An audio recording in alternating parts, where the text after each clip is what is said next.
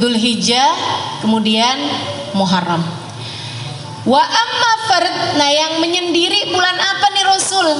4 bulan kan mulia tuh. Yang menyendiri bulan apa? Rajab, kata Nabi Muhammad, adalah bulan yang menyendirinya. Ini Bu, kalau saya pikirin ya, kenapa Allah Subhanahu wa taala jadikan ada bulan-bulan yang lebih utama daripada bulan-bulan yang lain? Adalah karena rahmatnya Allah kepada kita sekalian. Jadi bikin dosa tuh nggak nyampe numpuk. Ya Bu. Muharram mulia. Kalau dari bulan pertama nih, Muharram mulia. Kita di bulan Muharram ada yang namanya tanggal 10. Disebut dengan nama hari Asyura. Ya kan? Muharram mulia. Habis gitu ketemu Safar. Safar nggak ada. Jadi tuh kan kalau misalnya ibarat orang tuh bulan Muharram itu maju, bulan Safar itu agak mundur gitu. Tapi habisnya Safar bulan Rabiul Awal. Bulan Rabiul Awal kita maju apa mundur? Maju dong. Karena kan rayakan Maulid Nabi Muhammad SAW. Gegap gempita, senang alhamdulillah. Jadi mundurnya nggak sampai lama. Alhamdulillahnya juga kita kalau ngerayain Maulid Nabi nggak cuma sebulan. Dari bulan Rabiul Awal sampai bulan Rabiul Tsani, Ibu ya, sampai bulan Jumadil Awal. Kalaupun ada mundur-mundur palingan bulan Jumadil Tsani, gitu kan? Agak mundur. Abis itu ketemu Rajab. Jadinya kita bulan Rajab maju lagi. Alhamdulillah bulan mulia. Abisnya Rajab, Sya'ban. Insya Allah tambah maju lagi Bu ya. Karena bulan Sya'ban tambah dekat ke Ramadan dan merupakan bulannya Nabi Muhammad SAW. Seperti yang akan saya sampaikan. Nah habis itu ketemu Ramadan. Wah. Habis ketemu Ramadan agak mundur ke Syawal. Syawal agak males, agak mundur. Habis itu ketemu Dzulqa'dah, maju lagi. Habisnya Dzulqa'dah ketemu Dzulhijjah, maju lagi, naik lagi. Nah itu maksudnya Allah kasih dalam setahun itu kayak begitu, biar kita tuh kalau mundur itu nggak keterusan mundur terus gitu, nggak begitu. Sebab orang hidup ini seharusnya hidupnya maju ke depan, seharusnya maju hingga sampai hari perjumpaan kita dengan Allah Subhanahu wa taala, kita sudah berada di tempat yang paling diridhoi Allah insyaallah, berada di hati yang paling dicintai Allah insyaallah, berada dalam keimanan yang paling tinggi insyaallah, berada dalam keyakinan yang paling atas insyaallah. Amin ya rabbal alamin. Bulan Rajab nih, fa'amma farajab, kata Nabi Muhammad, bulan Rajab bulan mulia yang menyendiri jauh dari bulan-bulan yang lain-lainnya. Nah masuk bulan Rajab ini Bu, bulan yang dimuliakan seperti yang tadi saya bilang, bahkan dari sejak zamannya Nabi Adam. Nabi Adam memuliakan bulan Rajab. Nabi Nuh, Nabi Musa, Nabi semua memuliakan. Dan bahkan sampai dengan sebelum terutusnya Nabi Muhammad, itu orang-orang memuliakan bulan Rajab. Sampai kalau ada perang di mana-mana, itu begitu masuk bulan Rajab langsung berhenti. Nggak boleh perang. Orang pada takut kalau perang di bulan Rajab, kualat. Kalau jahatin orang, memicu peperangan, berbuat apa aja sama orang di bulan Rajab tuh hukumannya itu berlipat-lipat ganda, karena bulan Rajab adalah merupakan bulan mulia. Semua orang tahu itu. Dari sebelum terutusnya Nabi Muhammad SAW, mereka sampai menamakan bulan Rajab dengan nama Syahrul Rajabil Asam. Bulan Rajab adalah bulan yang tuli. Kenapa tuli? Karena nggak kedengeran suara genderang perang. Kenapa tuli? Karena bulan Rajab nggak kedengeran suara orang berantem. Bulan Rajab nggak kedengeran suara orang bertengkar. Jadi orang lagi musuh-musuhan sekalipun gitu ya, begitu masuk bulan Rajab, kita mau labrak nih, oh jangan, besok Rajab. Nggak bisa main labrak, karena mereka takut kalau udah ngapa-ngapain di bulan Rajab itu jatuhnya nggak akan berhasil. Gitu. Jadi sampai disebut syahrul Rajabil Asam, bulan Rajab yang asam, yang tuli dari suara genderang perang. Ketika Nabi Muhammad diutuskan, Nabi Muhammad ngasih tahu bahwasanya bulan Rajab ini bukan asam, diganti sama Nabi Muhammad jadi syahrul Rajabil Asam. Bulan Rajab adalah bulan yang dituangkan hujan rahmat dari Allah Subhanahu wa taala. Asab, pemberian Allah, ampunan Allah itu Bu dibanjiri pada bulan Rajab. Bulan yang sekarang kita sedang berada ini. Ibu-ibu berasa nggak sih tahun-tahun belakangan ini kayaknya hari-hari itu jadi kayak hantu Bu, jalannya cepet banget. Betul nggak sih? Kayak berkahnya waktu tuh mulai agak berkurang ya Bu ya. Dulu tuh kayak dari pagi ke siang lama gitu, dari siang ke sore lama gitu. Sekarang kayaknya melek pagi tahu-tahu udah malam aja. Betul ya, cepet bener gitu, Masya Allah. Mudah-mudahan Allah jadikan waktu-waktu kita ini jadi waktu yang berkah, insya Allah. Amin, amin ya rabbal alamin. Jadi nih bulan ini bulan yang banyak dituruni ampunan dari Allah Subhanahu wa taala. Para ulama menyebut 3 bulan Rajab, Sya'ban, Ramadan sebagai musimul khair, musim kebaikan. Kayak orang nanem tuh Bu tuh, bulan Rajab nih musimnya padi gitu. Bulan Rajab, Sya'ban, Ramadan. Bulan Rajab bulannya nanem, Sya'ban bulannya nyiram, Ramadan bulannya panen. Kalau kagak ada yang ditanam di bulan Rajab, apaan yang mau disiram bulan Sya'ban? Kalau kamu nggak nanem, nggak nyiram di bulan Sya'ban, apaan yang mau dipanen bulan Ramadan? Kalau nggak ada yang dipanen di bulan Ramadan, Bu, ngapain kamu lebaran? Ya Bu ya, ini udah nggak ikutan nanem bulan Rajab, nggak nyiram bulan Sya'ban, nggak panen bulan Ramadan, tahu-tahu lebaranan paling seru-seru sendirian. Nah itu mestinya nggak begitu. Musimul khair, musim kebaikan, 3 bulan, Rajab, Sya'ban, Ramadan. Orang-orang soleh nih Bu, kalau udah masuk bulan Rajab, udah pada mulain semangat menyambut bulan suci Ramadan, dan sudah mulain begitu banyak tambahan-tambahan kebaikan yang mereka mulai lakukan. Mulain banyakin puasa, banyakin zikir kalau udah masuk bulan Rajab. Udah masuk bulan Rajab tuh udah mulain tuh. Waktu saya tinggal di Tarim, udah masuk bulan Rajab tuh mulain rame-rame doa, rame-rame menyambut Rajab dengan ucapan mabruk alaikumusyahr, mabruk alaikumusyahr. Semoga bulan kalian menjadi bulan yang diberkahi. Jadi kalau ketemu sama orang mabruk alaikumusyahr gitu, pada saling mengucapkan ucapan selamat pada bulan Rajab. Karena mereka jadi kayak yang udah mulai masuk nih musim-musim kebaikannya. Mudah-mudahan kita nggak terhalang dari musim kebaikan untuk periode tahun ini, insya Allah ya, untuk periode tahun ini.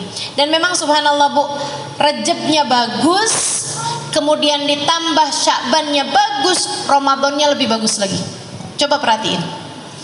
Tapi kalau udah Rajabnya nggak ada rasanya, kemudian tambah Sya'bannya tambah nggak ada rasanya lagi, masuk Ramadan kayak rada-rada males gitu, ibadahnya jadi agak berat.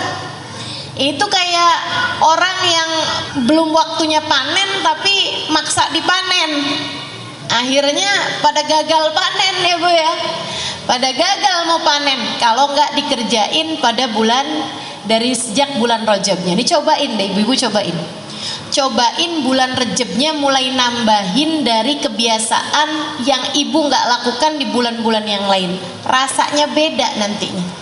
Rasa apanya? Rasa Ramadannya.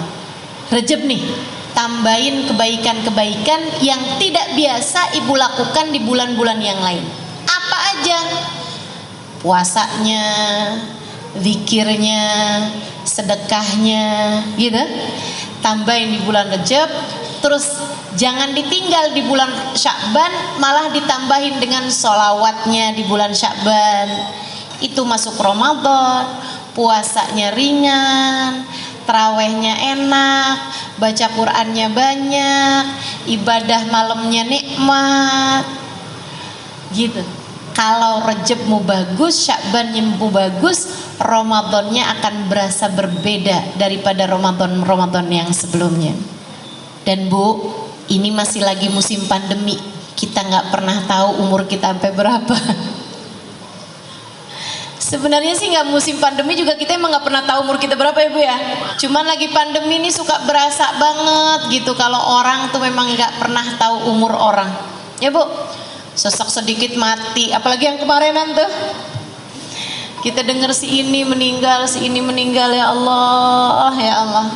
Mudah-mudahan masa-masa berat itu udah berlalu.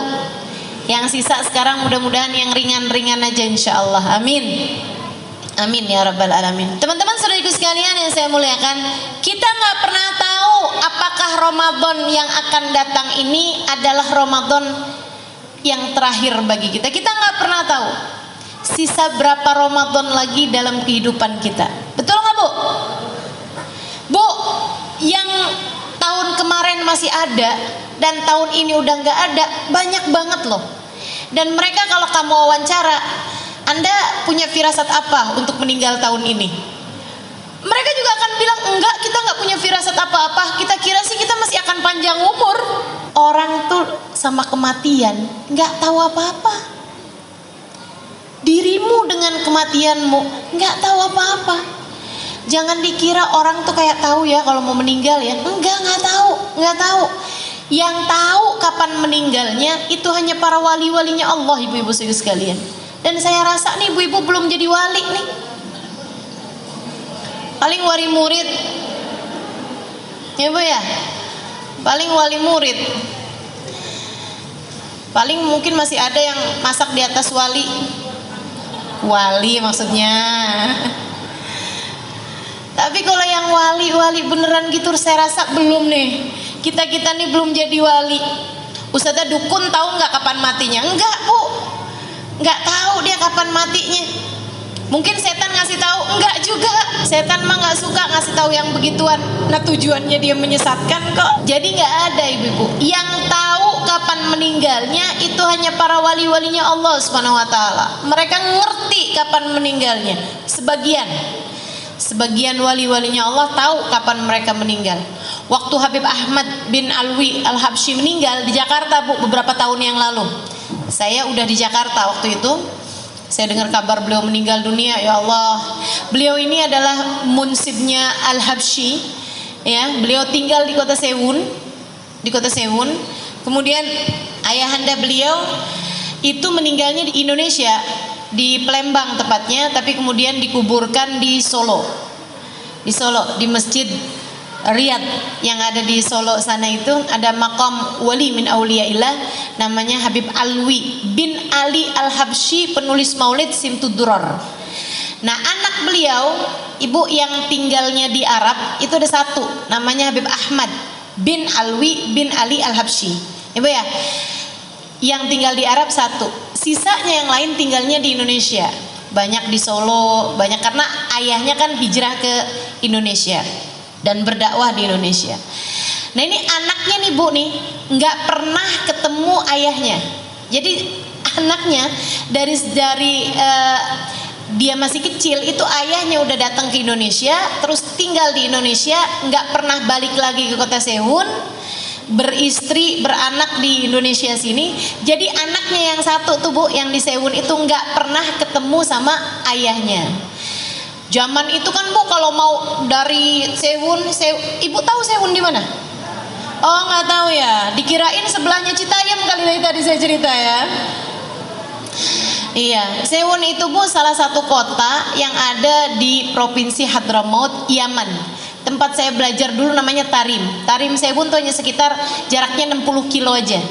Ya, jadi Jakarta Bogor lah gitu. Itu antara jaraknya Tarim sama Sewun gitu. Di provinsi Hadramaut, di sebuah negara namanya negara Yaman. Nah, zaman itu kan Bu dari Yaman mau ke Indonesia mesti naik kapal laut berbulan-bulan. Jadi orang sekali ke Indonesia udah nggak balik lagi gitu. nggak bawa istri, nggak bawa anak gitu kan. Di sini jadinya beristri dan beranak pinak gitu kan, cucu-cucu semuanya di sini gitu. Nah, Habib Ahmad itu nggak pernah tahu ayahnya sampai ketika zaman udah belakangan nih, tahun-tahun udah belakangan di atas 1990, 2000, 2010 ke belakang sampai sekarang 2002. Itu kan baru gampang tuh naik pesawat cuman beberapa jam gitu. Habib Ahmad mulai sering datangan ke Indonesia untuk mengunjungi saudara-saudarinya, ketemu sama kakak adiknya. Satu waktu Habib Ahmad lagi ada di Indonesia, Bu, beliau meninggal dunia. Beliau meninggal dunia, Bu, rebutan jenazahnya. Orang alim tuh kayak begitu. Kalau meninggal orang-orang pada rebutan jenazahnya buat dikuburin di negerinya. Ibu bayangin kalau ibu meninggal, rebutan apa enggak kira-kira daerahnya tuh? Yang ada malah jangan dikuburin di sini dah. Ya Allah, ya Allah. Masya Allah, ibu-ibu sekalian, jadi waktu beliau meninggal, saya nggak inget tahun 2000 berapa itu ya, mungkin sekitar 2010 barangkali begitu, hampir-hampiran kurang lebih segitu ya. Nah itu beliau itu, Bu, orang-orang rebutan, katanya orang-orang Jakarta, kuburin di Jakarta aja.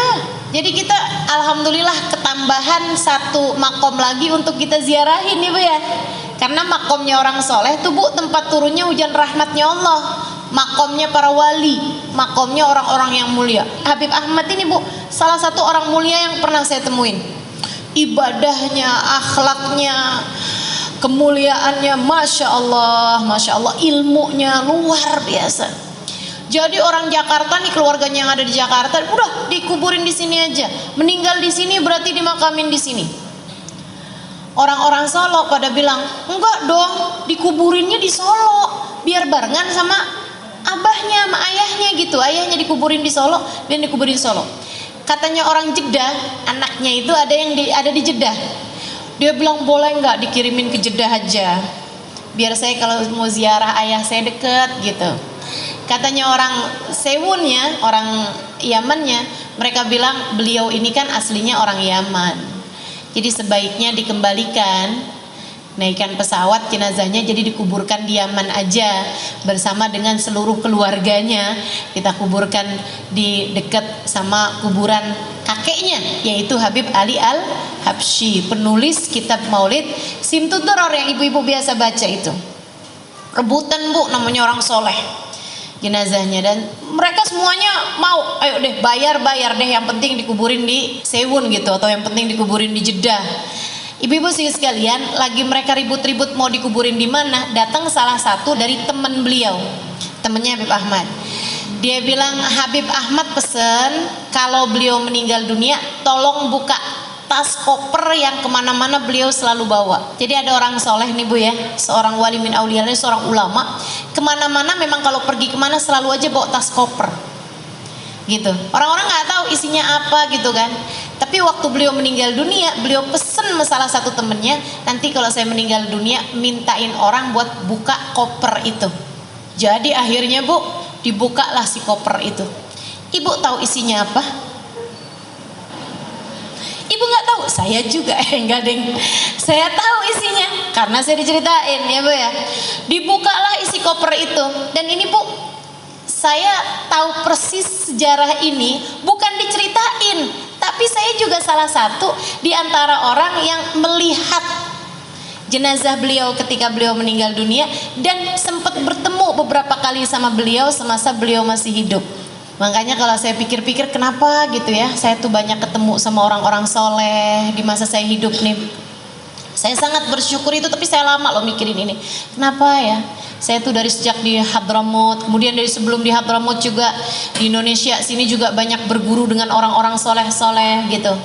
Sampai ke Hadramut banyak ketemu orang soleh, baik laki-laki maupun yang perempuannya, hubabah-hubabah, wali-walinya Allah Subhanahu wa taala, para habaib-habaib, para ulama-ulama dunia, kelasnya dunia, ibu-ibu sekalian. Dan saya bisa tulis itu di buku Bidadari Bumi 1 maupun 2 ya, Bu ya. Itu setelah saya pikir-pikirin, subhanallah, emang kayaknya kenapa saya mesti ketemu sama banyak orang-orang soleh di atas muka bumi ini? Selain mudah-mudahan itu rahmat Allah buat saya, juga karena Allah tuh sayang sama ibu-ibu semua nih. Biar ada yang bisa saya ceritain sama ibu-ibu.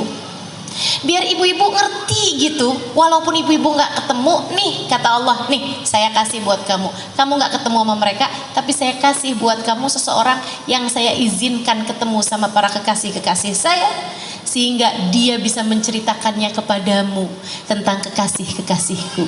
Nah, Allah rahmatnya terhadap dirimu luar biasa. Ini salah satunya nih, Habib Ahmad ini, ibu saudaraku sekalian, Habib Ahmad bin Alwi Al-Habsyi. Saya sempat berjumpa sama beliau beberapa kali dan juga mendapatkan berkah doa insya Allah dari beliau juga ya Bu ya. Dibukalah Bu kopernya itu, di dalamnya Bu isinya kain kafan.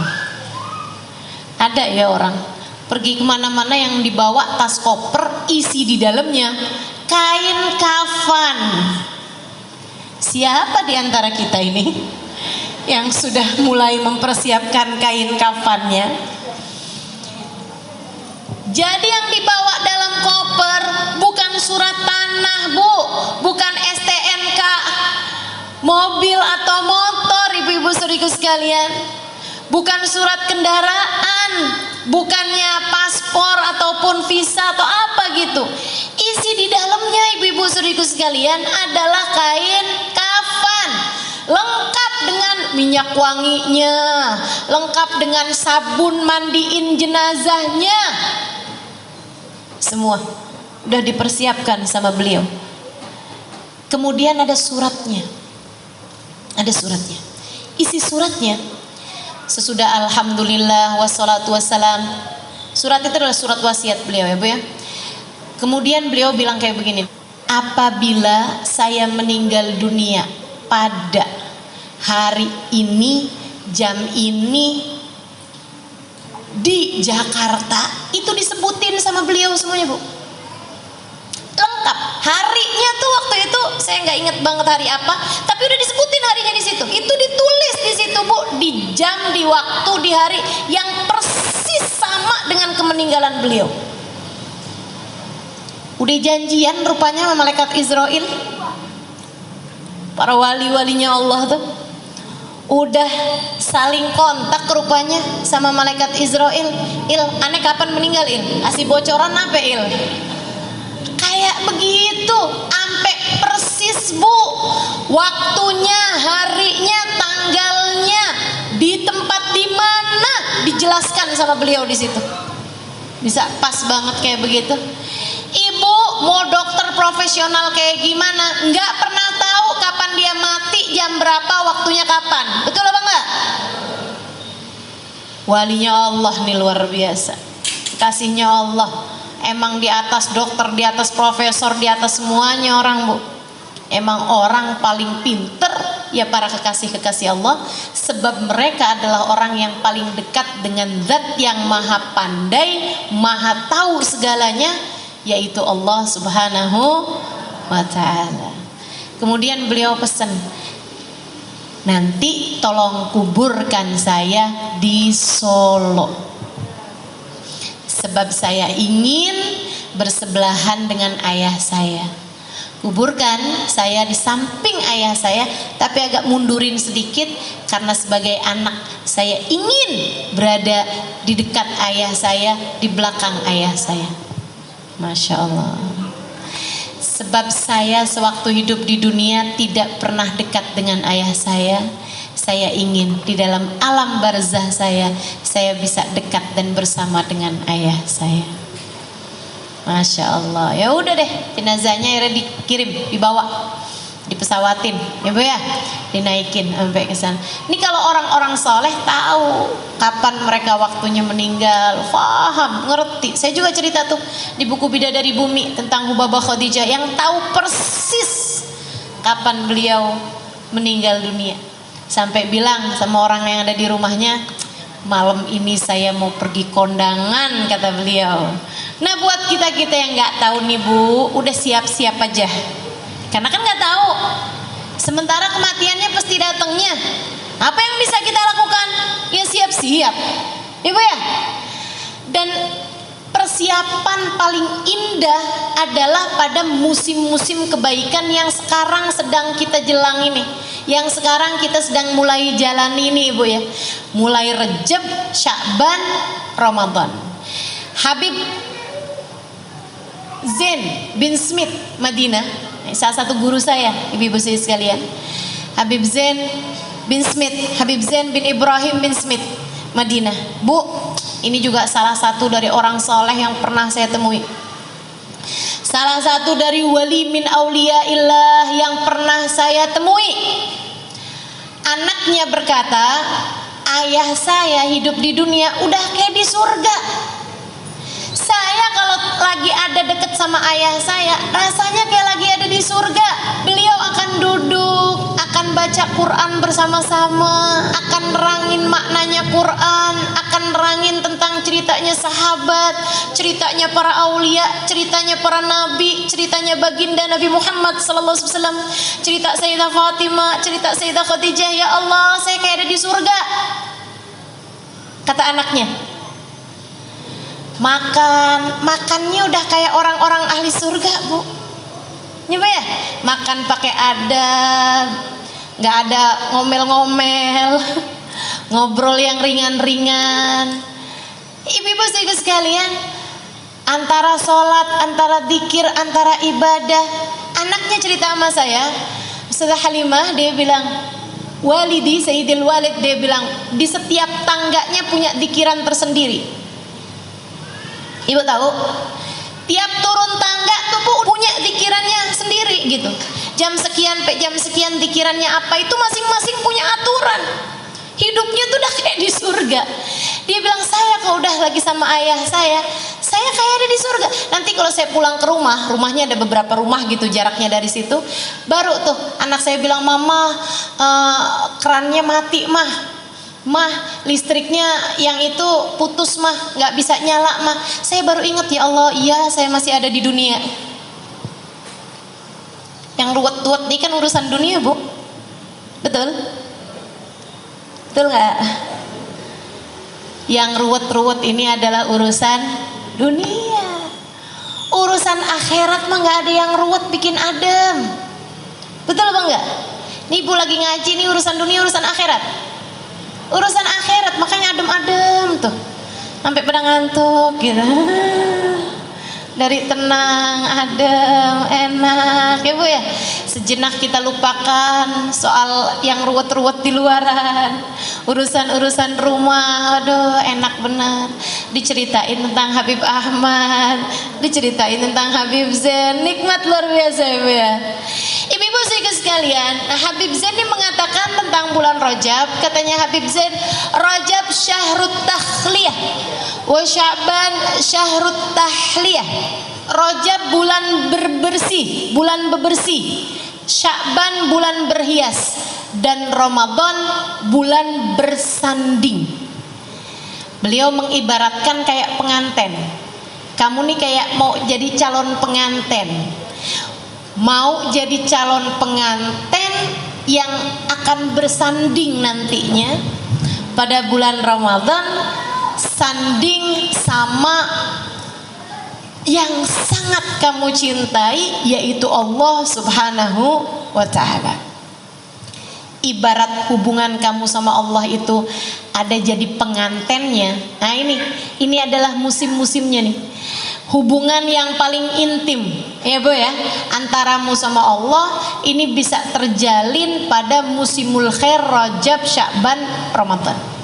Rajab kayak pengantin nih. Kamu kalau 2 bulan lagi mau jadi pengantin, ini kamu akan diapain? Dibersihin. Dari mulai disepa, dilulurin, ditimung kata orang Jawa tuh.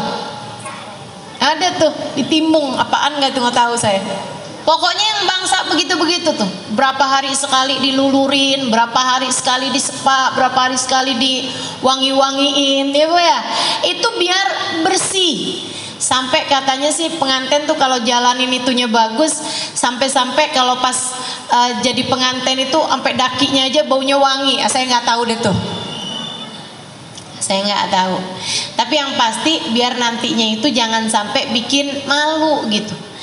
Nah nanti bulan Sya'ban adalah bulan berhias. Cari baju yang bagus, cari make up yang bagus gitu kan ya.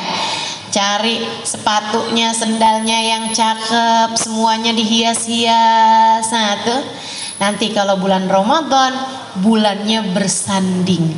Kalau Rejab bebersihnya bagus, Sya'ban berhiasnya cakep, waktunya bersanding, ya Allah, pengantennya udah cakep, kan gitu ya, pengantennya wangi, ya Allah, pantas banget buat jadi penganten yang diterima. Tapi kalau bulan Rejab nggak dipakai buat pembersih, sementara nih kita nih Bu nih, bukan hanya kotornya, asal kotor nggak mandi, tapi kotornya udah kejebut got bolak-balik. Bayangin dah, kejebut got bolak-balik kagak dimandiin, gimana baunya, gimana rupanya, udah jelek bener nih. Masuk bulan Sya'ban, ya mau diwangi-wangiin juga gimana Bu, orang badannya bau, kan mestinya dibersihin dulu ya.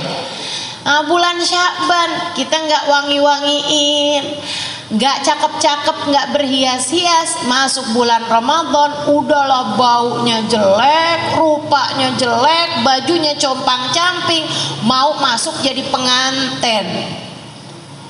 Kira-kira gimana nih pasangannya nih? Kamu sana deh, sana deh. Makanya berasa banget puasa berat, terawih berat. Kenapa gitu? Nggak dibukain pintu. Makanya kalau kamu nggak dibukain pintu kan nggak bisa maju-maju. Akhirnya jalan di tempat, nggak maju-maju, kamu nggak masuk-masuk. Makanya berasanya berat. Kok ini bulan Ramadan ya, tapi kok saya baca Al-Quran berasa berat banget ya. Terawih bolong-bolong nih saya nih, tiap mau terawih kayak ada setannya, padahal kan katanya bulan Ramadan kagak ada setannya ya.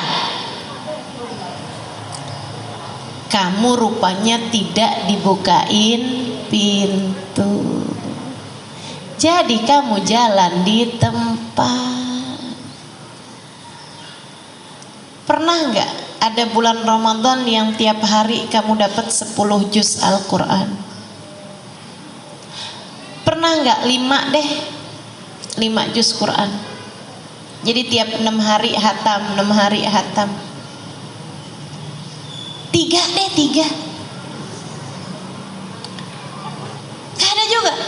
Terus selama ini Ramadan kamu dipakai apa? Ngiterin Tanah Abang? Atau pelajarin resep bikin kue buat lebaran? Teman-teman saudaraku sekalian, mau sampai kapan gitu?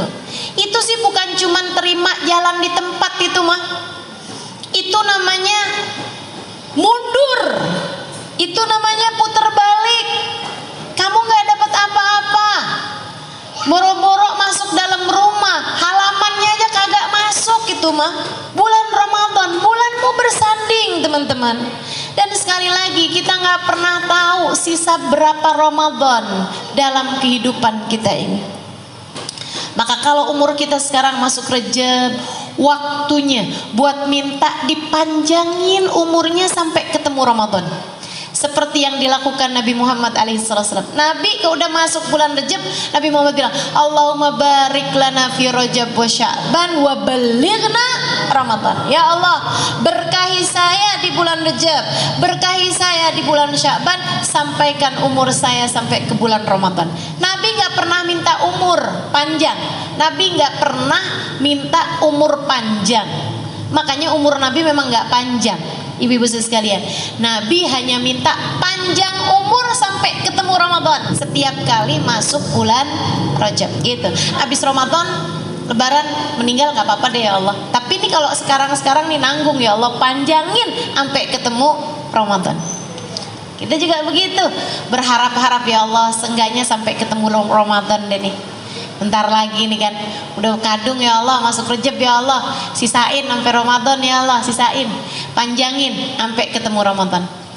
Nah kemudian bulan Rajab, bulan Sya'ban sampai bulan Ramadan kita jadikan sebagai bulan yang membuat kita layak untuk diterima, layak untuk dibukain pintu, layak untuk masuk dan menikmati setiap ruangan-ruangannya bersama dengan yang tercinta, bersama dengan kekasih hati kita, bersama dengan Sang Maha yang tidak pernah meninggalkan kita, Allah Subhanahu wa Ta'ala, bersama dengan manusia paling agung, baginda kita Nabi besar Muhammad sallallahu alaihi wasallam, bersama dengan umat Islam, bersama dengan orang-orang saleh, sehingga mudah-mudahan masuk Ramadan kita nikmati saat-saat Ramadannya, dan sesudahnya kita menjadi orang-orang yang diperdengarkan panggilan ya ayyatuhan nafsul mutmainnah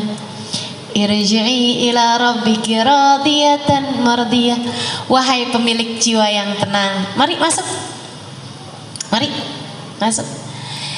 Ila rabbik, silahkan menuju kepada Tuhanmu, silahkan berjumpa dengan Allah Tuhanmu.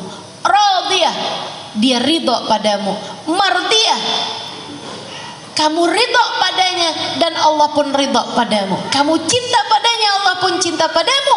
Fadkhuli fi ibadi, kata Allah, silahkan masuk ke dalam golongan hamba-hambaku. Wadkhuli jannati, silahkan nikmati semua yang aku miliki. Wah, Ramadan, teman-teman sekalian, biarin jadiin bernilai. Nah, caranya mesti mulai dari sekarang nih, dari Rejab nih. Bersih-bersihnya yang benar. Bersih-bersihnya yang benar. Kita mesti bersihin dari apa sih nih Ustazah ceritanya nih? Bersihin rumah, bersihin baju, bersihin apa nih? Bersihin catatan hidupmu dari dosa. PR banget gak tuh? PR. Apalagi jika selama ini kamu nggak bersih-bersihin, takutnya jadi numpuk sampahnya, takutnya jadi numpuk karat-karatnya, noda-nodanya, kotoran-kotorannya. Aduh, biarin bersih. Gimana caranya dong nih Ustazah? Gimana nih caranya nih? Mau ngerjain biar Syakbannya enak, biar Ramadannya enak, nih Rejabnya mesti kayak gimana? Udah bersihin. Gimana caranya bersihin? Ya minta buat dibersihin. Yang bisa bersihin hanya satu, namanya Allah. Yang bisa ngapusin dosa-dosa kita dari catatan amal perbuatan kita hanya satu, fa innahu la yaghfirud dzunuba illa anta. Sesungguhnya tidak ada yang dapat mengampuni dosa-dosaku ya Allah kecuali Engkau ya Allah. Karenanya bulan Rejab jangan jauh-jauh dari permohonan ampun, jangan jauh-jauh dari istighfar, jangan jauh-jauh dari minta maaf sama orang-orang yang kita pernah berbuat salah, dan jangan numpukin dosa. Walaupun orang-orang banyak minta-minta maaf pada hari Lebaran, saya sih lebih cenderung nih bulan Rejab nih, bulan Rejab nih jadiin bersih-bersih. Kalau kamu punya salah-salah sama orang, bulannya ini bulan Rejab, bulan bersih-bersih dari salahnya orang. Jadi yang masih lagi beranteman, dah, buruan. Sebelum masuk tambah banyak Rejabnya, minta maaf satu sama lain. Ya Bu ya, yang lagi masih ada nggak enak hati sama orang, udah buruan saling memaafkan satu sama lain. Saudara saudari, kakak adik yang masih rebutan urusan warisan nggak kelar nih, nggak tahu berapa nih warisannya nih, sampai bikin jadi beranteman saudara sama saudarinya. Ya Allah bu, serem bener. Jangan sampai itu menjadikan ampunan yang Allah turunkan pada bulan Rajab terhalang darimu. Yuk, yang punya hati rasa perasaan benci nggak enak sama siapapun, bulan Rajab bulanmu untuk berkata saya sudah memaafkan dia. Jangan ada yang disisain, satu orang aja jangan gini loh, ya Allah saya udah maafin salah semua orang ya Allah kecuali dia tuh, yang itu nggak bisa saya ya Allah. Ya gimana enggak ya Allah, dia tuh rebut laki saya. Aduh, udah bu, udah nggak ada yang lebih berharga daripada Allah. Nggak ada yang lebih bermakna, bernilai bagimu lebih daripada ampunan Allah. Dan Allah akan mau menurunkan ampunannya kepadamu jika kamu juga memaafkan, mengampuni dosa semua orang, dan kamu juga minta maaf, minta ampun sama semua orang. Minta maaf sama orang dan juga maafin salahnya orang. Ya Bu ya, man afa ufi. Siapa yang memaafkan salahnya orang, dia akan dimaafkan sama Allah. Coba periksa masing-masing. Mumpung masih bulan Rejab nih, periksa masing-masing. Ada nggak orang yang kamu sampai sekarang masih mengingat dia dengan penuh kebencian? Ada nggak orang yang sampai sekarang kalau kelebat wajahnya datang dalam ingatanmu, kamu langsung merasa marah kepadanya dan kamu bilang, aduh ya ampun, saya nggak bisa maafin dia? Kalau ada, buruan nih, bulan Rejab yang seperti ini, maafin. Sayangi dirimu, maafin salahnya orang. Kenapa gitu? Nih Bu, saya kasih tahu. Ampunan Allah tuh Bu, kalau mau turun kealangan sama kamu yang nggak bisa maafin salahnya orang, itu hanya akan bergantung antara langit dan bumi.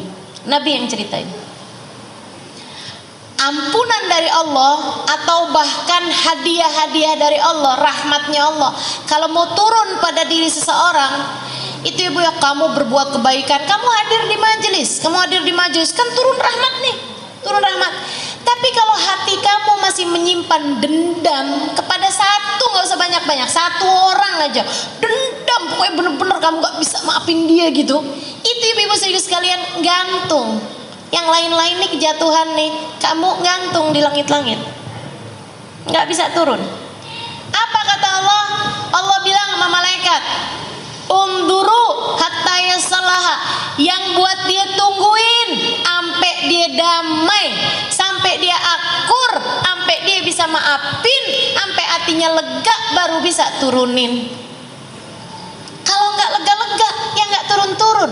Makanya kalau ibu-ibu nih, misalnya gitu ya, ibu rajin berbuat kebaikan, betul. Tapi ibu punya satu dendam yang ibu nggak pernah bisa maafin, itu Bu, yang lagi delay nih pemberiannya Allah, numpuk di atas. Sampai ketika kamu bilang, ya Allah, saya sudah memaafkan dia ya Allah, jatuh banyak banget ke ibu-ibu. Jangan biarkan pemberian Allah delay, tertunda dari atasmu itu.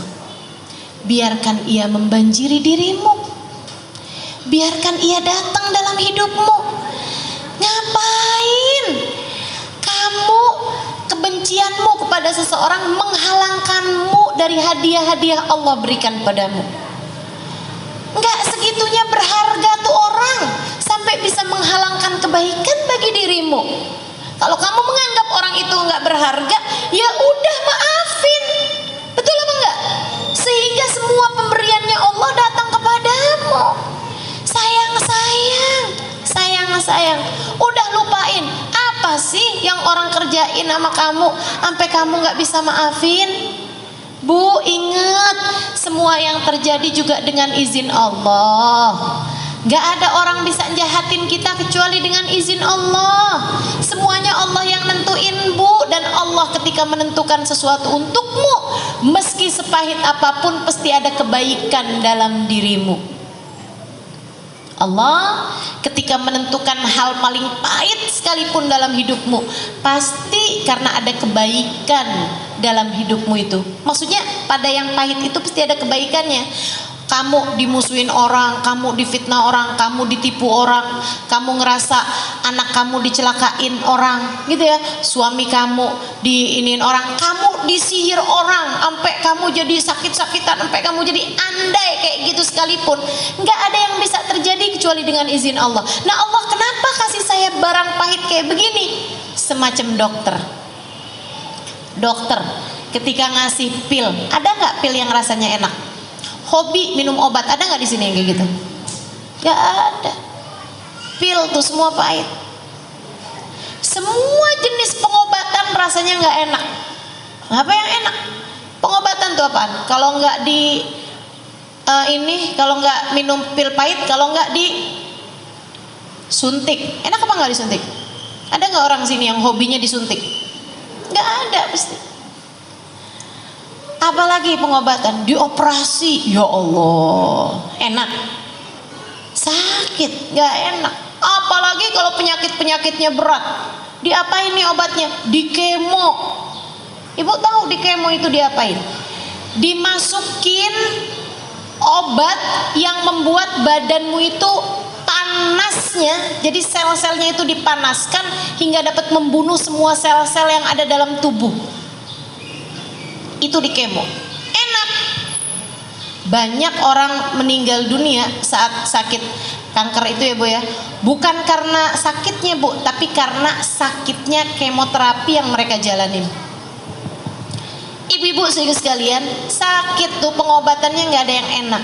Demikian pula dengan hal-hal pahit yang datang dalam kehidupan kita, itu adalah cara Allah sebagai dokter yang paling profesional untuk bisa mengobati penyakit-penyakit kita sekalian. Nggak apa-apa. Pil pahit itu Bu, udah terlanjur nyampe di tenggorokan. Dikeluarin pahit, ditelan pahit, mendingan ditelen. Bikin sehat, walaupun pahit tapi bikin sehat. Nih kalau ibu-ibu dijahatin orang, ibu nggak mau maafin orang itu, tuh kayak ibu makan pil pahit, udah nyampe di tenggorokan ibu keluarin, udahlah pahit, ibu nggak sehat pula. Betul? Jadi maafin apa enggak nih? Insya Allah. Dah maafin aja. Ibu-ibu sekalian, dan salah satu hal yang membuat saya memutuskan untuk saya dalam hidup nggak mau nyimpen kebencian terhadap siapapun. Belajar, berusaha untuk nggak narok kebencian di hati saya kepada siapapun. Ada satu hal yang saya pikirin, kemudian saya bilang, ya Allah, saya nggak mau deh nyimpen kebencian sama siapapun. Siapapun orangnya saya nggak mau benci. Mau dia bikin apa dalam hidup saya, dan alhamdulillah sih juga kebanyakan atau mayoritas orang semuanya berbuat baik ya Bu ya. Jarang juga kan yang berbuat jahat sama kita ini, betul nggak? Ibu-ibu sekalian, yang membuat saya memutuskan untuk saya nggak mau punya musuh, atau saya nggak mau punya orang yang saya benci, saya taruh permusuhannya dalam hati saya selamanya gitu. Saya akan sayangi semua orang, meskipun cara sayang bisa beda-beda ya Bu ya, tapi maksudnya saya akan sayangi siapapun. Karena saya pernah dengar Hubabah Nur pernah bilang gini, guru saya Al-Mukarramah wal Muhtaramah Hubabah Nur, mudah-mudahan Allah panjangkan umurnya, Allah sehatkan badannya. Kita para murid-muridnya masih sangat memerlukan beliau. Ibu-ibu sekalian, Hubabah Nur pernah bilang kayak begini nih, kalau kamu meninggal dunia bawa kebencian sama satu orang, nggak usah sama banyak-banyak orang, sama satu orang, kamu nggak bisa maafin dia, pokoknya nggak bisa, saya nggak bisa maafin dia. Aduh dosanya udah sama saya, sakit hati bener-bener saya dah, gara-gara dia tuh saya begini, saya begitu. Kamu nggak bisa maafin dia, satu orang. Nanti kalau ibu-ibu masuk dalam alam kubur, ketika ditanya pertanyaan man robbuka, kamu bisa jawab. Lalu pertanyaan apa kitabmu, panduanmu dalam kehidupan, kamu bisa jawab. Pertanyaan apa kamu bisa jawab, pertanyaan apa kamu bisa jawab, sampai di pertanyaan siapa saudara-saudaramu, siapa saudara-saudaramu. Malaikat ada pertanyaan kayak gitunya loh. Man ikhwanuk, salah satu pertanyaan malaikat. Nih Nabi Muhammad baik banget, udah dibocorin pertanyaannya. Itu kalau kamu punya seseorang yang kamu taruh kebencian dalam hatimu, kamu nggak bisa maafin salah orang tersebut sampai dengan kamu meninggal dunia. Waktu ada pertanyaan man ikhwanuk, siapa saudara-saudaramu, orang itu akan menjadi penghalang lisanmu dari berkata saudara-saudaraku adalah semua orang yang beriman. Al-mu'minuna ikhwani, orang-orang yang beriman adalah saudara-saudara. Kamu gak akan bisa jawab, kenapa? Ya kalau kamu anggap saya saudara, kenapa kamu musuhin saya?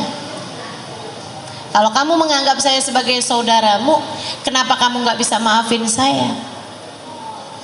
Bu, dan kalau kamu sampai gak bisa jawab pertanyaan itu dalam alam kubur, kamu gak akan bisa call a friend. Kamu gak akan bisa, apa yang bisa kamu lakukan ibu-ibu? Gak bisa ngapa-ngapain. Makanya saya pikir daripada saya gak bisa ngapa-ngapain di sana, lebih baik saya maafin aja dari di sini.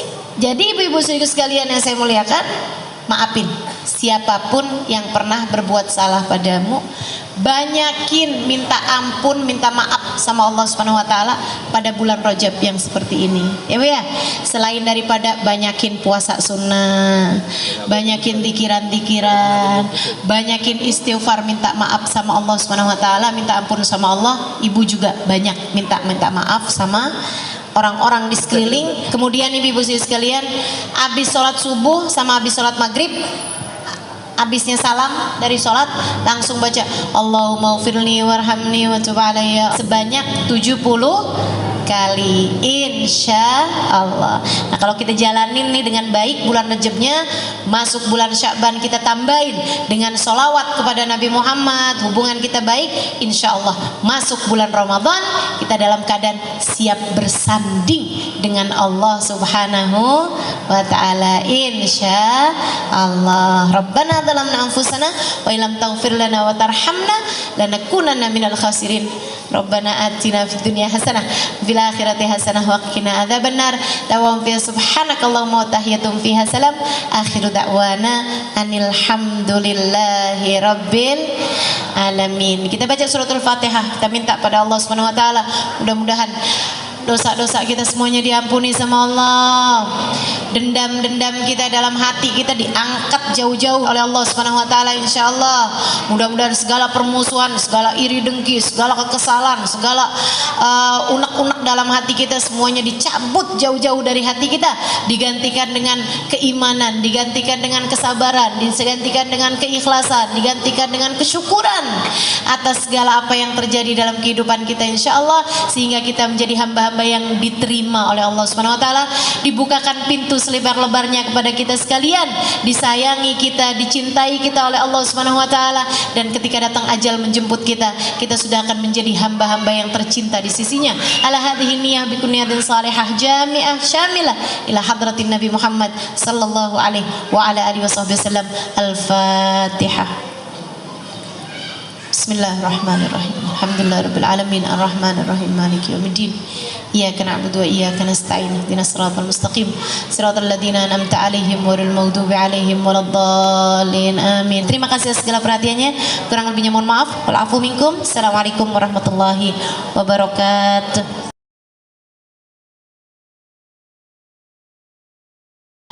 Dzulhijjah, kemudian Muharram. Wa amma fard, nah yang menyendiri bulan apa nih Rasul? 4 bulan kan mulia tuh. Yang menyendiri bulan apa? Rajab, kata Nabi Muhammad, adalah bulan yang menyendirinya. Ini Bu, kalau saya pikirin ya, kenapa Allah Subhanahu wa taala jadikan ada bulan-bulan yang lebih utama daripada bulan-bulan yang lain? Adalah karena rahmatnya Allah kepada kita sekalian. Jadi bikin dosa tuh nggak nyampe numpuk, ya Bu. Muharram mulia. Kalau dari bulan pertama nih, Muharram mulia. Kita di bulan Muharram ada yang namanya tanggal 10, disebut dengan nama hari Asyura, ya kan? Muharram mulia. Abis gitu ketemu Sofar nggak ada. Sofar nggak ada.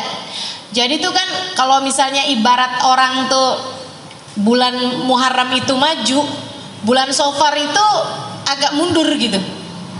Tapi habisnya Sofar bulan Rabiul Awal. Bulan Rabiul Awal kita maju apa mundur? Maju dong. Karena kan rayakan Maulid Nabi Muhammad sallallahu alaihi wasallam. Gegap gempita Senang alhamdulillah. Jadi mundurnya nggak sampai lama. Alhamdulillahnya juga kita kalau ngerayain Maulid Nabi nggak cuma sebulan. Dari bulan Rabiul Awal sampai bulan Rabiul Tsani, Ibu ya, sampai bulan Jumadil Awal. Kalaupun ada mundur-mundur palingan bulan Jumadil Tsani, gitu kan? Agak mundur. Abis itu ketemu Rajab.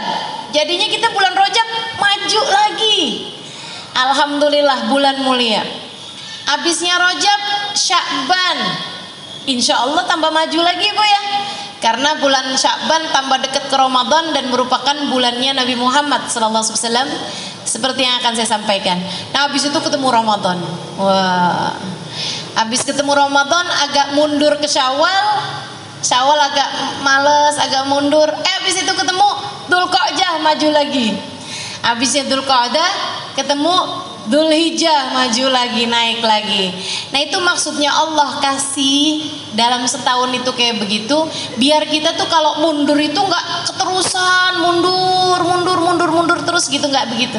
Sebab orang hidup ini seharusnya hidupnya maju ke depan, seharusnya maju hingga sampai hari perjumpaan kita dengan Allah Subhanahu wa taala, kita sudah berada di tempat yang paling diridhoi Allah insyaallah, berada di hati yang paling dicintai Allah insyaallah, berada dalam keimanan yang paling tinggi insyaallah, berada dalam keyakinan yang paling atas insyaallah. Amin ya rabbal alamin.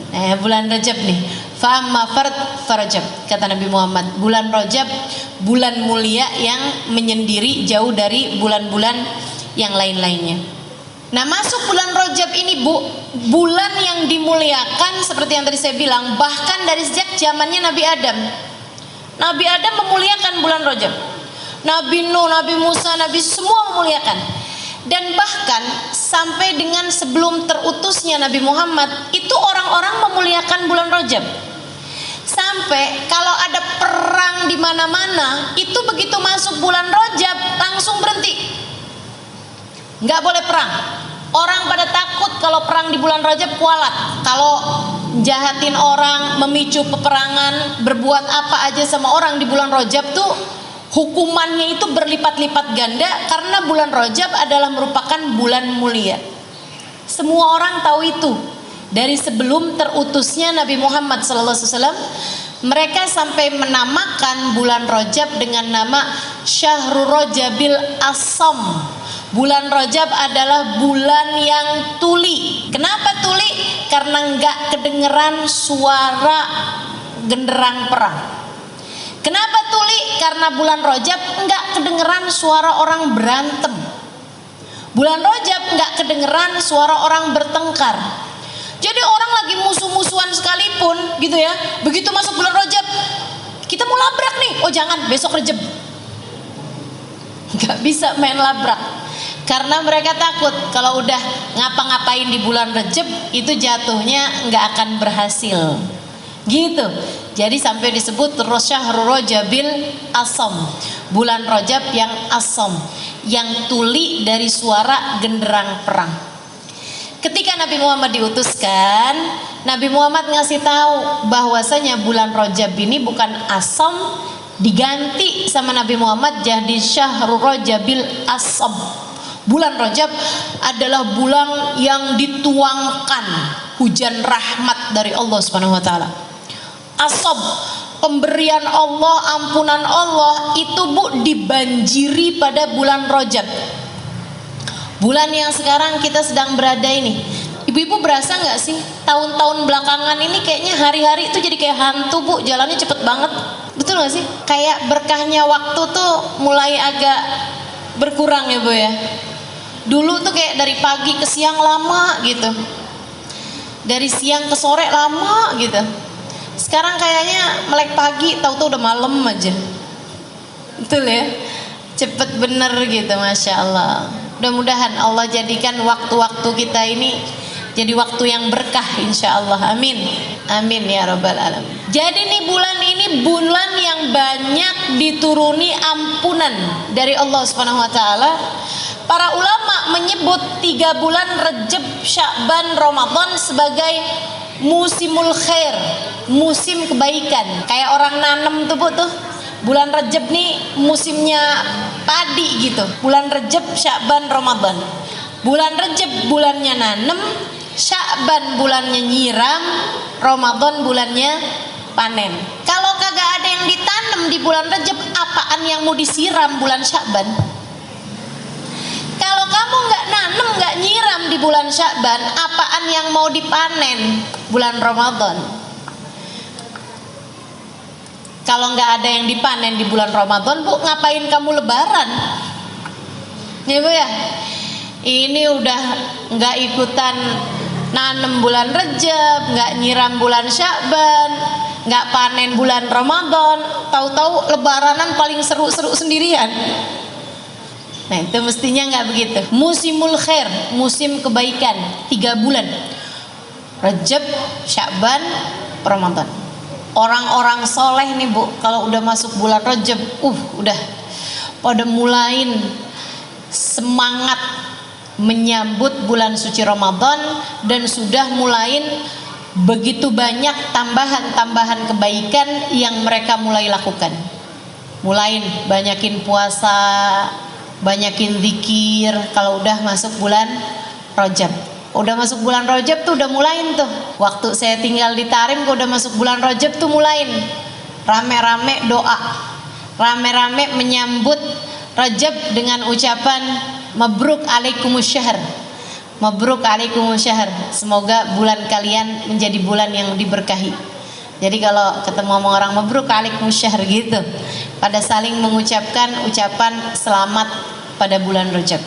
Karena mereka jadi kayak yang udah mulai masuk nih musim-musim kebaikannya. Mudah-mudahan kita nggak terhalang dari musim kebaikan untuk periode tahun ini, insya Allah ya, untuk periode tahun ini. Dan memang subhanallah Bu, Rajabnya bagus, kemudian ditambah Sya'bannya bagus, Ramadannya lebih bagus lagi.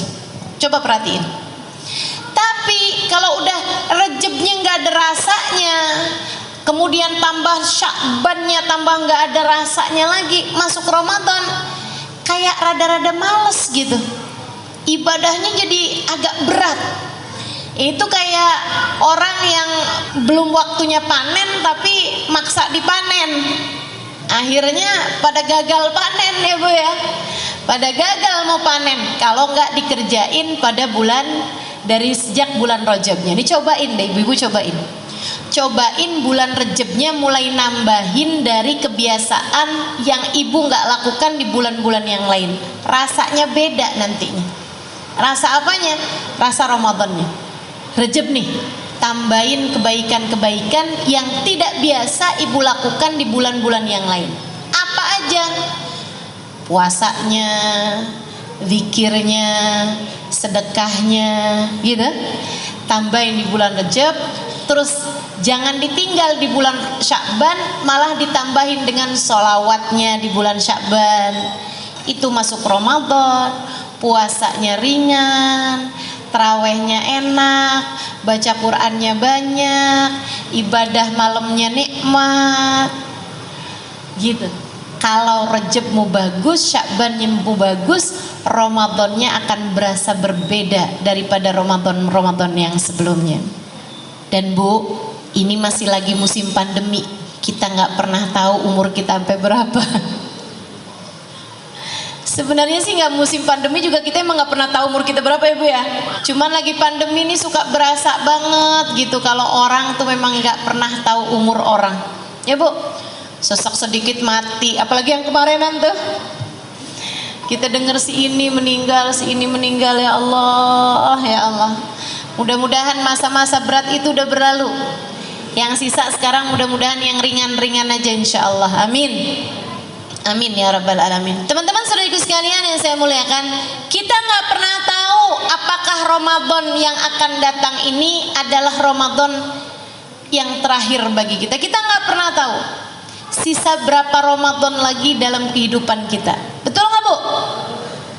Bu, yang tahun kemarin masih ada dan tahun ini udah nggak ada, banyak banget loh.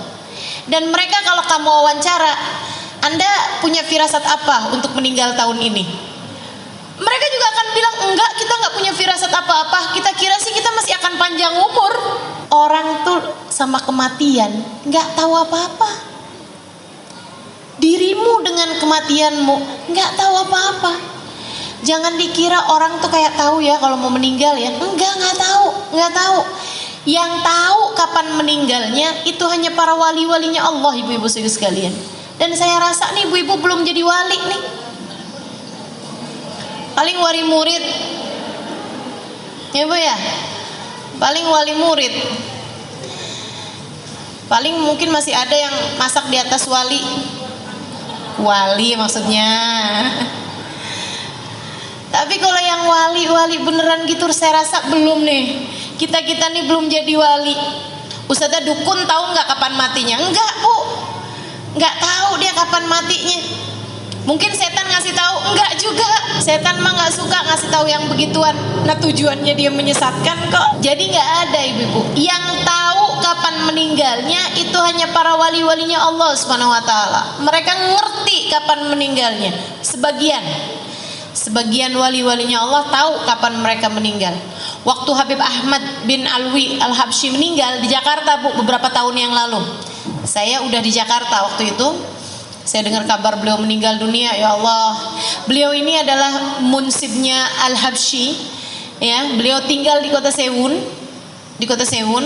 Kemudian ayahanda beliau itu meninggalnya di Indonesia, di Palembang tepatnya, tapi kemudian dikuburkan di Solo, di Masjid Riyadh yang ada di Solo sana. Itu ada makam wali min auliyaillah namanya Habib Alwi bin Ali Al-Habsyi, penulis Maulid Simtud-Durar.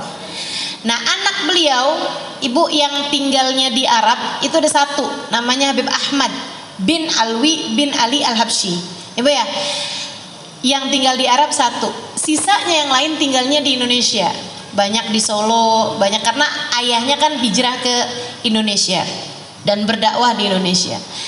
Nah ini anaknya nih bu nih nggak pernah ketemu ayahnya.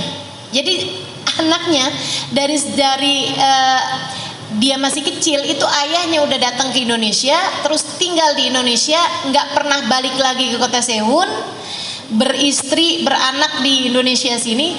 Jadi anaknya yang satu tuh bu yang di Sewun itu nggak pernah ketemu sama ayahnya. Zaman itu kan bu kalau mau dari Sewun, ibu tahu Sewun di mana?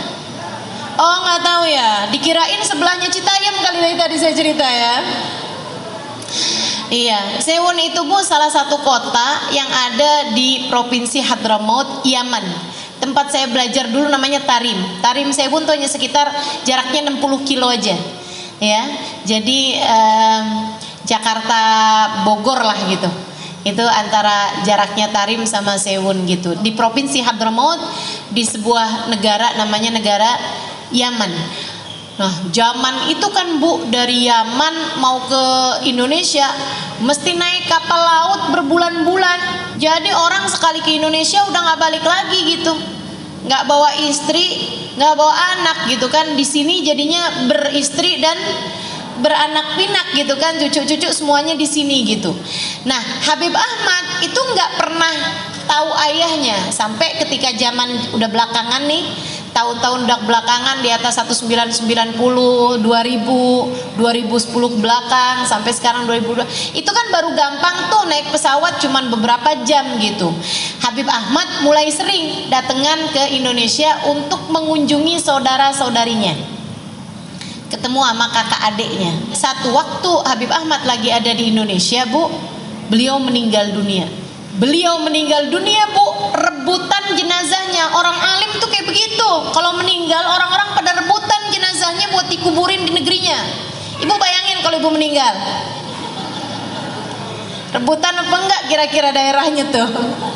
Yang ada malah jangan dikuburin di sini dah. Ya Allah, ya Allah.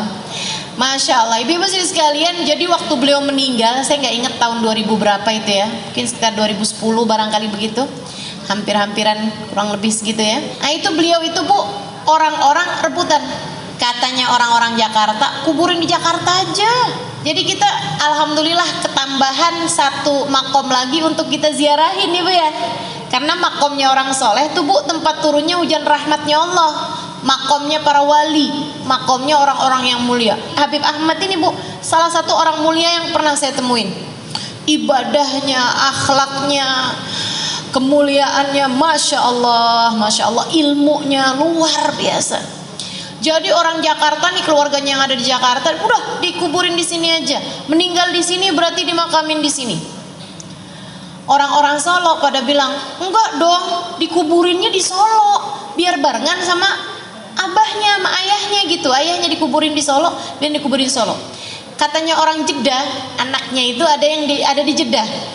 Dia bilang boleh nggak dikirimin ke Jeddah aja, biar saya kalau mau ziarah ayah saya deket gitu. Katanya orang Sewunnya, orang Yamannya, mereka bilang beliau ini kan aslinya orang Yaman. Jadi sebaiknya dikembalikan, naikkan pesawat jenazahnya jadi dikuburkan di Yaman aja bersama dengan seluruh keluarganya. Kita kuburkan di dekat sama kuburan kakeknya, yaitu Habib Ali Al-Habsyi, penulis kitab Maulid Simtud Duror yang ibu-ibu biasa baca itu.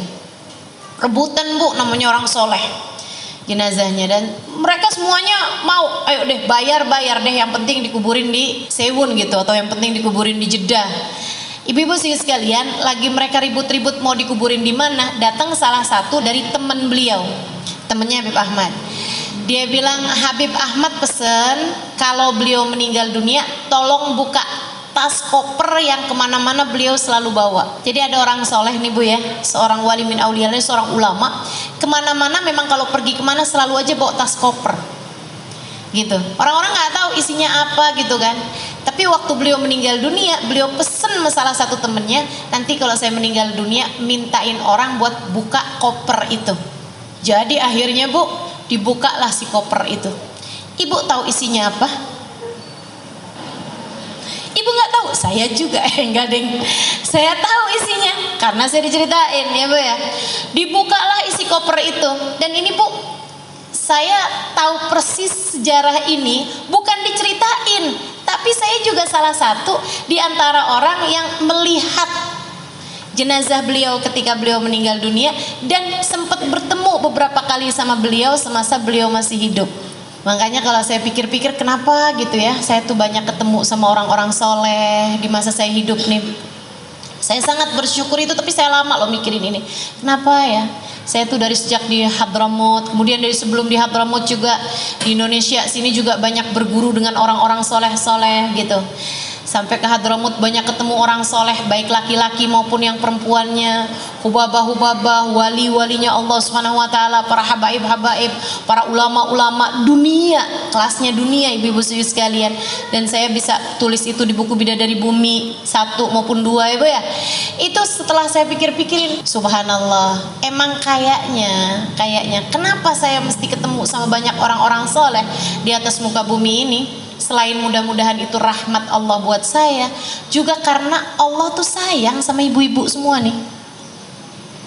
Biar ada yang bisa saya ceritain sama ibu-ibu, biar ibu-ibu ngerti gitu. Walaupun ibu-ibu gak ketemu, nih kata Allah, nih saya kasih buat kamu. Kamu gak ketemu sama mereka, tapi saya kasih buat kamu seseorang yang saya izinkan ketemu sama para kekasih-kekasih saya, sehingga dia bisa menceritakannya kepadamu tentang kekasih-kekasihku. Nah, Allah rahmatnya terhadap dirimu luar biasa. Ini salah satunya nih, Habib Ahmad ini ibu-ibu saudaraku sekalian, Habib Ahmad bin Alwi Al-Habsyi. Saya sempat berjumpa sama beliau beberapa kali dan juga mendapatkan berkah doa insya Allah dari beliau juga ya Bu ya. Dibukalah Bu kopernya itu. Di dalamnya Bu isinya kain kafan. Ada ya orang pergi kemana-mana yang dibawa tas koper, isi di dalamnya kain kafan. Siapa di antara kita ini yang sudah mulai mempersiapkan kain kafannya? Jadi yang dibawa dalam koper bukan surat tanah Bu, bukan STNK mobil atau motor ibu-ibu saudariku sekalian, bukan surat kendaraan, bukannya paspor ataupun visa atau apa gitu. Isi di dalamnya ibu-ibu saudariku sekalian adalah kain kafan, lengkap dengan minyak wanginya, lengkap dengan sabun mandiin jenazahnya. Semua udah dipersiapkan sama beliau. Kemudian ada suratnya. Ada suratnya. Isi suratnya, sesudah alhamdulillah wassalatu wassalam, surat itu adalah surat wasiat beliau ya Bu ya. Kemudian beliau bilang kayak begini, apabila saya meninggal dunia pada hari ini, jam ini, di Jakarta, itu disebutin sama beliau semuanya Bu, lengkap. Harinya tuh waktu itu saya nggak inget banget hari apa, tapi udah disebutin harinya di situ. Itu ditulis di situ Bu, di jam, di waktu, di hari yang persis sama dengan kemeninggalan beliau. Udah janjian rupanya sama malaikat Israel, para wali-walinya Allah tuh udah saling kontak rupanya sama malaikat Israel. Aneh kapan meninggal Kasih bocoran apa kayak begitu, sampai persis Bu, waktunya, harinya, tanggalnya, di tempat di mana dijelaskan sama beliau di situ. Bisa pas banget kayak begitu. Ibu mau dokter profesional kayak gimana, nggak pernah tahu kapan dia mati, jam berapa, waktunya kapan. Betul apa enggak? Walinya Allah nih luar biasa, kasihnya Allah. Emang di atas dokter, di atas profesor, di atas semuanya orang Bu. Emang orang paling pinter ya para kekasih-kekasih Allah, sebab mereka adalah orang yang paling dekat dengan zat yang maha pandai, maha tahu segalanya, yaitu Allah subhanahu wa ta'ala. Kemudian beliau pesan, nanti tolong kuburkan saya di Solo, sebab saya ingin bersebelahan dengan ayah saya. Kuburkan saya di samping ayah saya, tapi agak mundurin sedikit, karena sebagai anak saya ingin berada di dekat ayah saya, di belakang ayah saya. Masya Allah. Sebab saya sewaktu hidup di dunia tidak pernah dekat dengan ayah saya. Saya ingin di dalam alam barzah saya bisa dekat dan bersama dengan ayah saya. Masya Allah. Ya udah deh, jenazahnya akhirnya dikirim, dibawa, dipesawatin, ya Bu ya, dinaikin sampai ke sana. Ini kalau orang-orang soleh tahu kapan mereka waktunya meninggal, paham, ngerti. Saya juga cerita tuh di buku Bidadari Bumi tentang Hubabah Khadijah yang tahu persis kapan beliau meninggal dunia. Sampai bilang sama orang yang ada di rumahnya, malam ini saya mau pergi kondangan, kata beliau. Nah buat kita-kita yang nggak tahu nih Bu, udah siap-siap aja, karena kan nggak tahu. Sementara kematiannya pasti datangnya. Apa yang bisa kita lakukan? Ya siap-siap, ya Bu ya. Dan persiapan paling indah adalah pada musim-musim kebaikan yang sekarang sedang kita jelang ini, yang sekarang kita sedang mulai jalani ini Ibu ya. Mulai Rejab, Sya'ban, Ramadan. Habib Zain bin Smith Madinah, salah satu guru saya, ibu-ibu sekalian. Habib Zain bin Smith, Habib Zain bin Ibrahim bin Smith Madinah. Bu, ini juga salah satu dari orang soleh yang pernah saya temui. Salah satu dari wali min auliyaillah yang pernah saya temui. Anaknya berkata, ayah saya hidup di dunia udah kayak di surga. Saya kalau lagi ada deket sama ayah saya, rasanya kayak lagi ada di surga.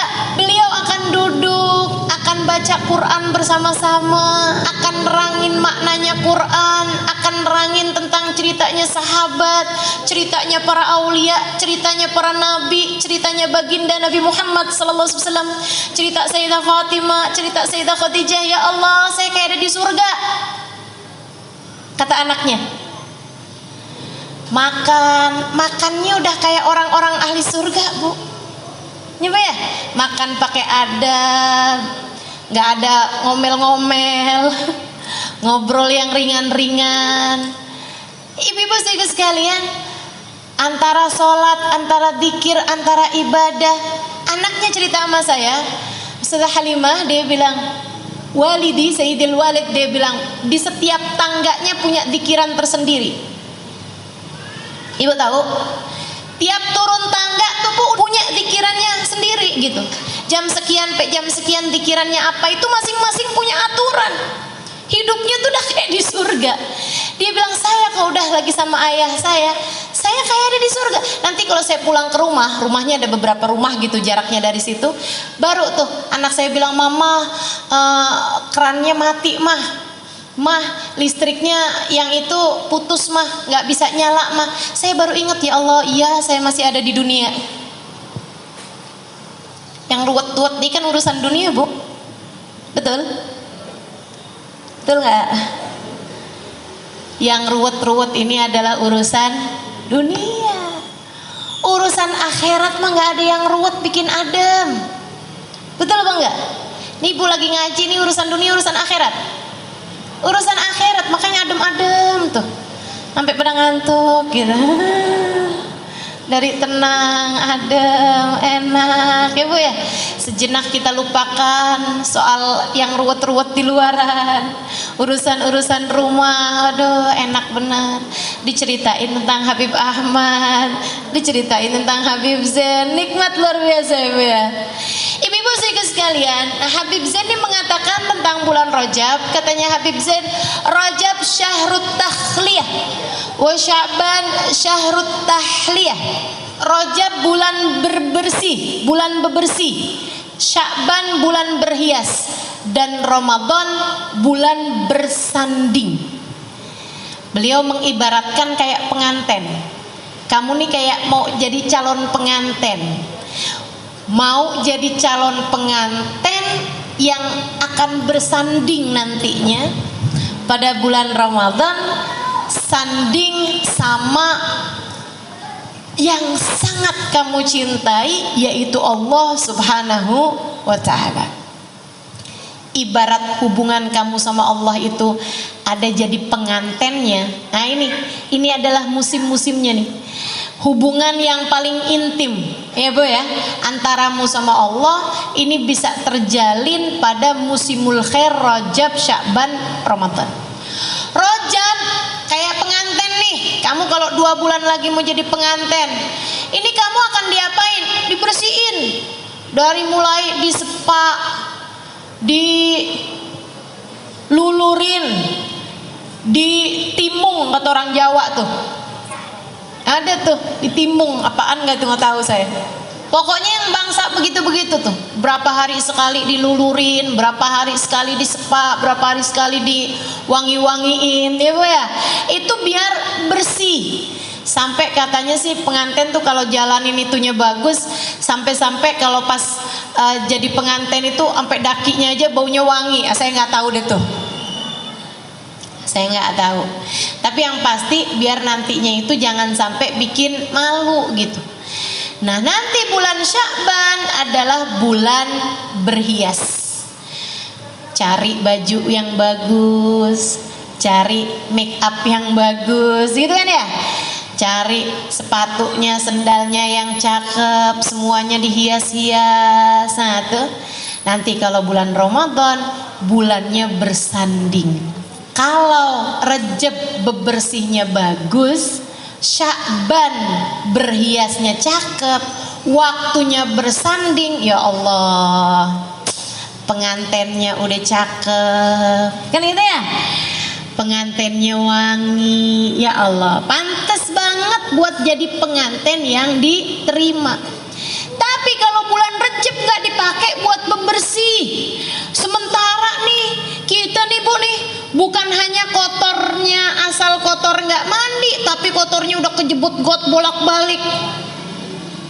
Bayangin dah, kejebut got bolak-balik kagak dimandiin, gimana baunya, gimana rupanya, udah jelek bener nih. Masuk bulan Sya'ban, ya mau diwangi-wangiin juga gimana Bu, orang badannya bau, kan mestinya dibersihin dulu ya. Nah, bulan Sya'ban kita nggak wangi-wangiin, nggak cakep-cakep, nggak berhias-hias, masuk bulan Ramadan udahlah baunya jelek, rupanya jelek, bajunya compang-camping, mau masuk jadi penganten. Kira-kira gimana nih pasangannya nih? Kamu sana deh, sana deh. Makanya berasa banget puasa berat, terawih berat. Kenapa gitu? Nggak dibukain pintu. Makanya kalau kamu nggak dibukain pintu kan nggak bisa maju-maju. Akhirnya jalan di tempat, nggak maju-maju, kamu nggak masuk-masuk. Makanya berasanya berat. Kok ini bulan Ramadan ya, tapi kok saya baca Al-Quran berasa berat banget ya. Terawih bolong-bolong nih saya nih, tiap mau terawih kayak ada setannya. Padahal kan katanya bulan Ramadan kagak ada setannya ya. Kamu rupanya tidak dibukain pintu. Jadi kamu jalan di tempat. Pernah nggak ada bulan Ramadan yang tiap hari kamu dapat 10 juz Al-Quran? Pernah nggak 5 deh, 5 juz Quran? Jadi tiap 6 hari hatam, 6 hari hatam. 3 deh, 3. Gak ada juga. Terus selama ini Ramadan kamu dipakai apa? Ngiterin Tanah Abang? Atau pelajarin resep bikin kue buat lebaran? Teman-teman saudaraku sekalian, mau sampai kapan gitu? Itu sih bukan cuman terima jalan di tempat itu mah. Itu namanya mundur. Itu namanya putar balik. Kamu gak dapat apa-apa. Boro-boro masuk dalam rumah, halamannya aja kagak masuk itu mah. Bulan Ramadan, bulanmu bersanding teman-teman. Dan sekali lagi kita nggak pernah tahu sisa berapa Ramadan dalam kehidupan kita ini. Maka kalau umur kita sekarang masuk Rejab, waktunya buat minta dipanjangin umurnya sampai ketemu Ramadan. Seperti yang dilakukan Nabi Muhammad alaihissalam. Nabi kalau udah masuk bulan Rajab, Nabi Muhammad bilang, Allahumma barik lana fi Rajab wa Sya'ban wa balighna Ramadan. Ya Allah, berkahi saya di bulan Rajab, berkahi saya di bulan Sya'ban, sampaikan umur saya sampai ke bulan Ramadan. Nabi nggak pernah minta umur panjang. Nabi nggak pernah minta umur panjang. Makanya umur Nabi memang nggak panjang. Ibu-ibu sekalian.